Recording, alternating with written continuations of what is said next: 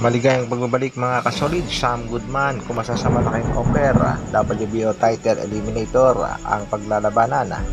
Ryan Garcia suspendido, Devin Haney nanatiling WBC champion. Yan ang ating mga pag-uusapan mga kasolid. Para sa ating unang balita mga kasolid, napakaswerte naman itong si Devin Haney na kahit gumapang na at 3 beses niyang pinabagsak ni Ryan Garcia ay nanatili pa rin WBC Super Lightweight Champion. Yan nga ang naging desisyon ng WBC President Mr. Sulaiman. Kinongratulate nga nito si Ryan Garcia sa pagkapanalo, ganoon din itong si Devin Haney dahil sa pagpapakita raw ng puso sa laban. At ang highlights nga sa sinabi nito si Mauricio Sulaiman, Devin Haney remains WBC Champion dahil hindi nga daw nakuha ni Ryan Garcia ang tamang timbang. Marami namang umalma sa desisyon ng WBC President. Dapat nga daw ay nabakante ang titulo at dapat ay paglabanan nitong si Sandor Martina kontra nga dito kay Gary Antonio Russell. Sa kasalukuyan nga ay nagdidiwang ng kasiyahan ng kampo nitong si Devin Haney kahit pa nga natalo kay Ryan Garcia dahil sa pagpapanatili ng kanyang WBC title. At ang plano nga dito ng WBC President mga kasolid ay depensahan ni Haney ang kanyang titulo kontra nga dito kay Sandor Martina. Nakasalukuyan niya ang mandatory sa Super Lightweight Division na may kartadang 42 wins, 50 knockouts, merong 3 talo. Ito nga si Sandor Martin mga kasolid ang nagpahirap dito kay Teofimo Lopez at ayon nga sa mga boxing fans na nanonood ng laban itong si Lopez kontra kay Martina.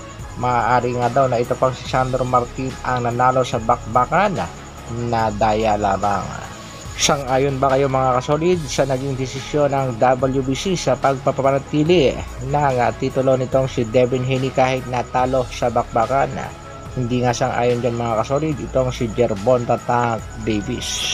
Dapat nga daw ay nabakante ang titulo. Speaking of Ryan Garcia naman mga kasolid, dahil nga sa pagkapanalo kay Haney ay umangat na ang kanyang kartada sa 25 wins, 20 knockouts, merong 1 talo. Kasalukuyang suspended si Ryan ng New York State Athletic Commission pero hanggang April 27 lamang yan mga kasolid. At mas mahaba ang suspension nitong si Devin Haney.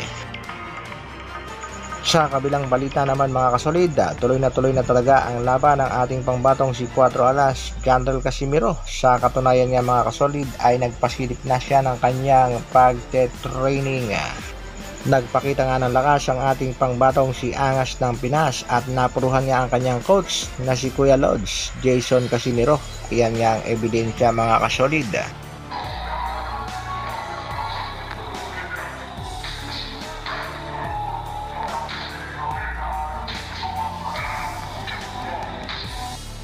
Patungkol naman sa mga kakalaban ng ating pangbatong si Alas, matunog nga ang pangalan nitong si Sam Goodman at tila kinagat na raw ang malaking offer ng Treasure Boxing Promotion para labanan nitong si Sam Goodman ang ating pangbatong si 4 alas Jandrel Casimiro.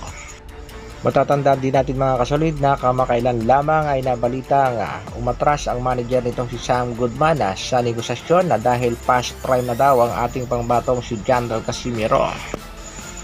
Pero tingnan lang natin mga kasolid ang magiging update ng Treasure Boxing Promotion kung tuloy nga ba ang bakbakan Casimiro at Sam Goodman. Hintayin lang natin ang announcement ng kampo ni Casimiro at ng Japanese promoter.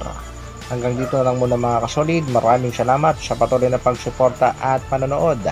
Isang like naman dyan at sa mga bagong mapapadaan sa ating munting channel, pa-share, subscribe na rin. Mabuhay Dr. Alvin Vlogs. Brrr.